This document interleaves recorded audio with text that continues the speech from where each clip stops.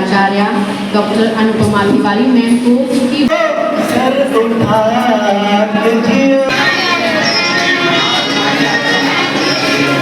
चल रही है गांधी जयंती की पार्टी। ये देखो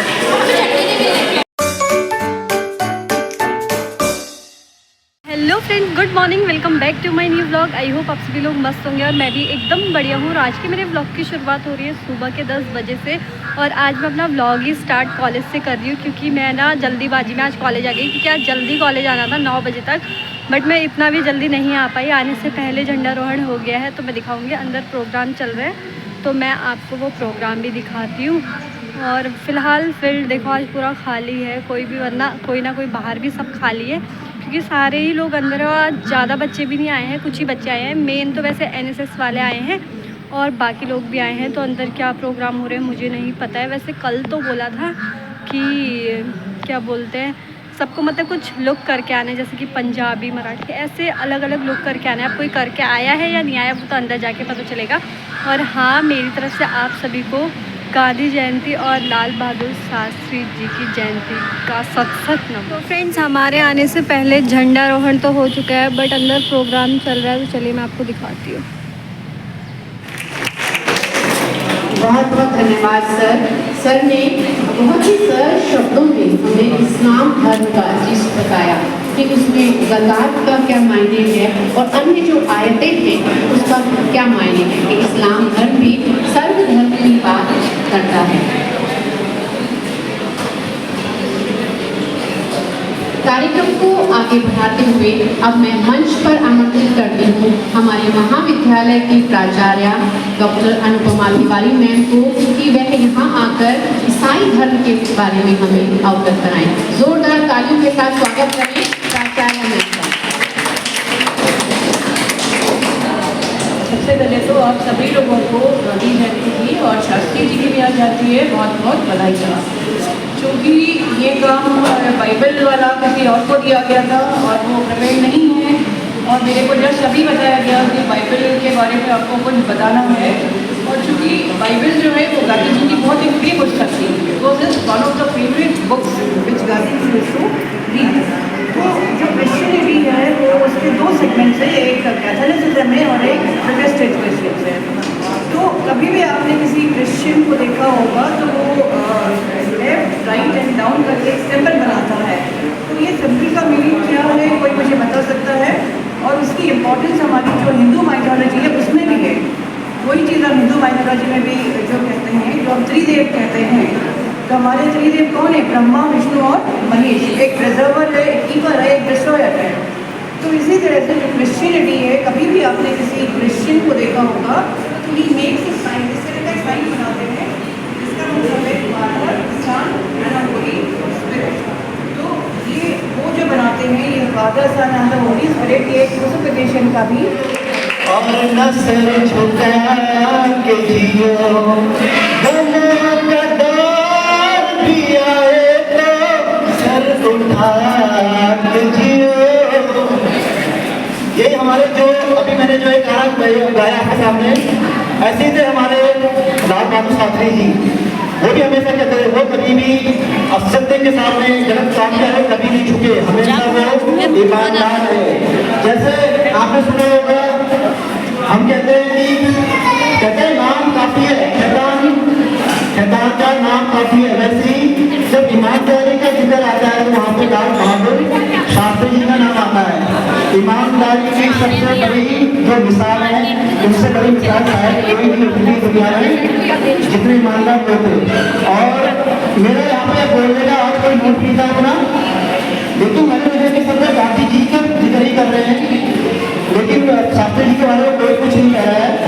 तो मुझे लगा कि आप लोगों को शास्त्री जी के बारे में बताना चाहिए, शास्त्री जी कितने महान शख्स थे। और सबसे बड़ी बात ध्यान से सुनिए, अभी तक हमारे जो देश में जितने भी प्रधानमंत्री हुए हैं आपने उन सबकी आलोचनाएं सुनी होंगी, चाहे जवाहरलाल नेहरू थे, इंदिरा गांधी, राजीव गांधी, यहाँ तक कि मोदी जी की भी आलोचना लोगों ने करी है। लेकिन कभी भी आपने लाल बहादुर शास्त्री जी की आलोचना कभी नहीं सुनी होगी। अब क्यों नहीं सुनी होगी? उसका कारण मैं आपको उनकी 2-3 जीवन के ऐसे किस्से हैं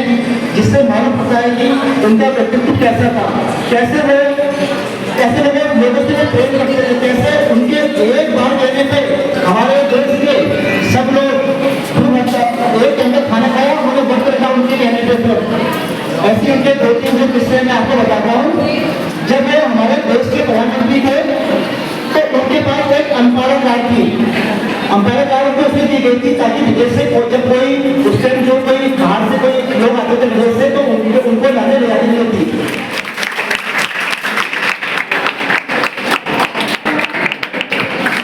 भैया, आप हमारी एक आवाज पे दौड़े चले आते हैं, उन्हें मैं इस मंच से राष्ट्रीय सेवा योजना प्रकोष्ठ की तरफ से आपका बहुत बहुत धन्यवाद प्रेषित करती हूँ। कार्यक्रम को आगे बढ़ाते हुए अब मैं मंच पर आमंत्रित करती हूँ श्री सौरभ गिरी को कि वे यहाँ आकर अपने उद्बोधन से सबको याद।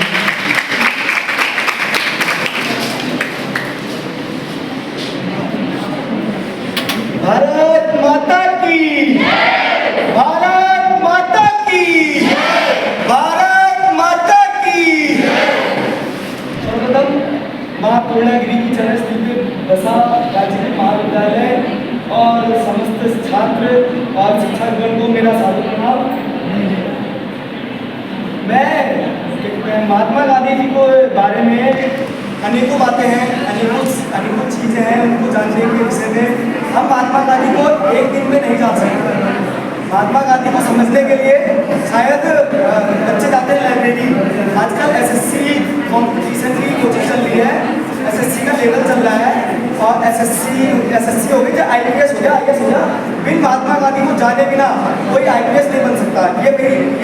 ये आज तक जो मैं पढ़ रहा हूँ ये मुझे पता है। बिना महात्मा गांधी को जाने बिना कोई एसएससी में सिलेक्शन नहीं ले सकता, क्योंकि महात्मा गांधी से रिलेटेड ही बहुत क्वेश्चन आते हैं एसएससी में। जिनने एसएससी का पेपर दिया होगा उसको पता होगा कि क्या क्या महात्मा गांधी के बारे में आता है।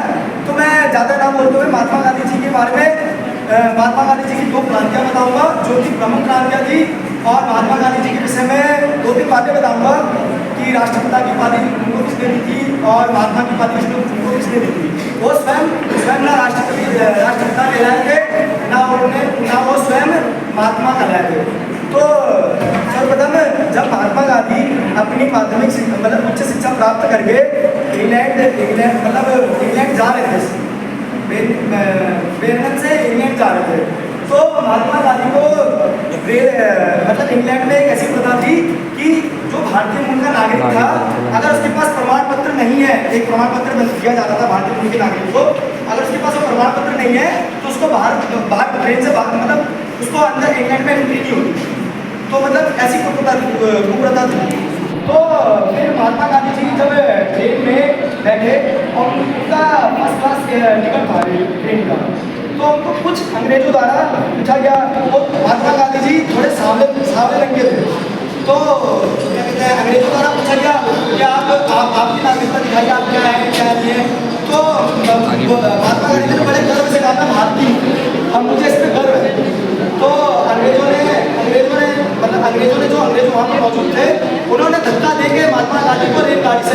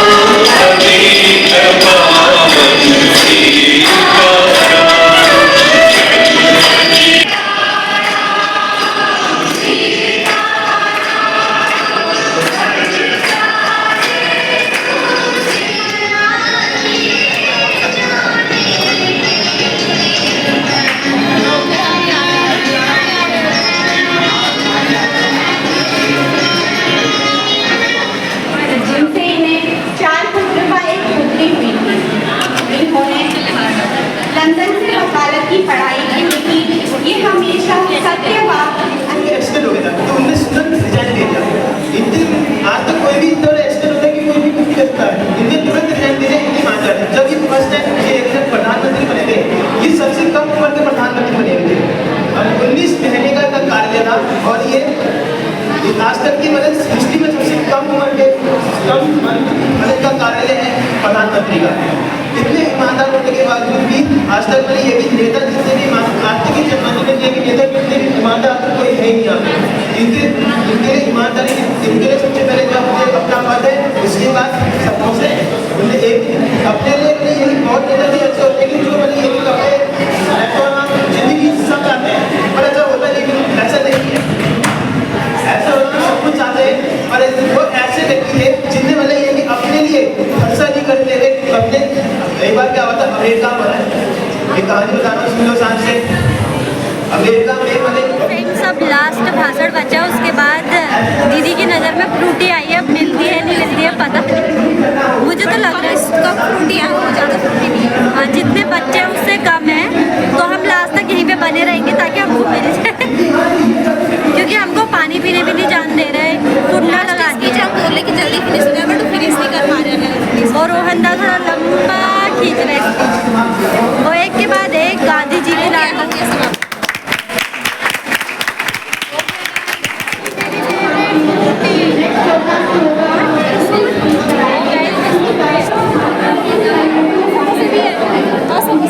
सच्ची बताओ गाइस, तो समोसे भी हैं, मज़ा आ गया मज़ा। हमारी दीदी मैम अभी भी बोलने में यहाँ चल रही है गांधी जयंती की पार्टी, ये देखो। और दी को दुख है, इनको चटनी नहीं मिल पाई है, और सभी लोग बड़े मज़े से पार्टी इंजॉय कर रहे थे।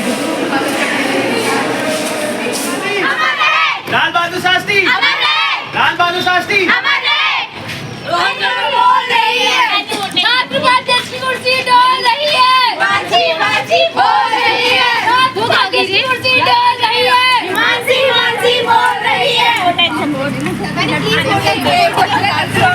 अनुष्का, और यहाँ वोट मांगते हुए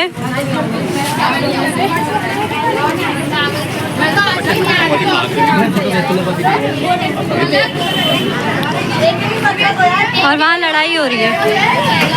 यहाँ लग रहे हैं नारे और मांगे जा रहे हैं वोट, क्योंकि हमारा आज गांधी जयंती मना दी गई है कॉलेज में, और सभी लोग जा चुके हैं। मतलब NSCI वाली टीम के भी कुछ बच्चे बचे और कुछ बच्चे FB की टीम के बच्चे हैं। फिलहाल मैं तो जा रही हूँ, 12 बजने वाला है, और ये लोग कब तक रुकने वाले हैं यहाँ पे? कितने बजे तक? 2 बजे तक। प्रियंका दी बोली थी 1 बजे तक, ये बोल रही है 2 बजे तक। मैं जा रही हूँ 12 बजे घर बाय। हमने कॉलेज में गांधी जयंती तो बहुत ही अच्छे से बना ली, बस वही नहीं हुआ जो कल मैम लोगों ने डिसाइड किया था कि कोई भी बच्चा जैसे कोई पंजाबी लुक, मतलब अलग अलग लुक करके आएगा। ऐसे लुक किसी ने किए नहीं, बट आज जो भी कॉलेज में स्पीच दी वो बहुत ही ज़्यादा अच्छी थी। हमने भी सुनी और आपको भी सुनाई, आपने सुनी होगी। बाकी सब कुछ बढ़िया रहा, बढ़िया से हमने सुना, खाया पिया। और गए से एक बात बताऊँ ना, मेरे ना बहुत ही ज़्यादा सर दर्द होने लगे और मेरी आँखें एकदम गर्म सी उठ के। उस टाइम मैं हिमांशी दी को भी यही बोल रही थी कि जी मेरी आँखों में हाथ लगाओ, फिर एकदम गर्म हो गई है और मेरे ना पैर इस तरीके से काँप रहे थे। तो मुझे लग रहा था कि अब मुझे बुखार आने वाला है, मतलब अभी भी मुझे लग रहा है कि मुझे बुखार आने वाला है। अब देखते हैं वो आता या नहीं आता है। और साथ साथ ही मेरा गला और नाक भी बंद होने लग गया है, तो शायद मुझे तगड़ा वाला फीवर आएगा, लग रहा है ऐसा।